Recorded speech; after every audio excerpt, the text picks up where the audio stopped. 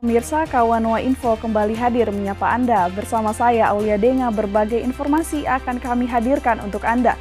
Kita ikuti informasi yang pertama. Pemirsa, ratusan mahasiswa di Ternate kembali melakukan demonstrasi hingga memblokir jalan utama menuju bandara sebagai bentuk menolak kenaikan harga BBM. Masa aksi dari seluruh universitas di kota Ternate yang mengatasnamakan Aliansi Mahasiswa Menggugat kembali menggelar aksi di depan kampus Unhair Kelurahan Akehuda Ternate Utara pada Senin siang. Selain menyampaikan aspirasi, aksi unjuk rasa ini menolak kenaikan bahan bakar minyak atau BBM dan memblokir jalan utama menuju kawasan Bandara Babulah Ternate. Tampak ranting-ranting pohon serta batu semen diletakkan tepat di badan jalan. Sejumlah kendaraan mobil dan kendaraan dua terpaksa memutar balik.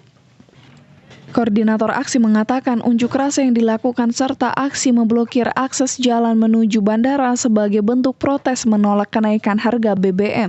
Untuk aksi ini memang sengaja kami sesuai hasil kesepakatan kami secara bersama di 4 universitas di Maluku Utara itu sengaja memboikot jalan bandara ini, 2 alat jalan bandara ini, 2 jalur, sehingga kami memboikot di Memalang di ujung jalan sebelah sana.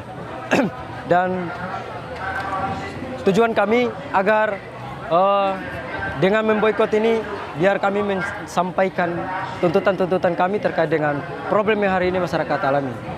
Salah satunya soal kenaikan harga BBM dan juga ada beberapa tuntutan yang itu terkait dengan berbagai macam problem yang itu terjadi di wilayah Maluku Utara sendiri.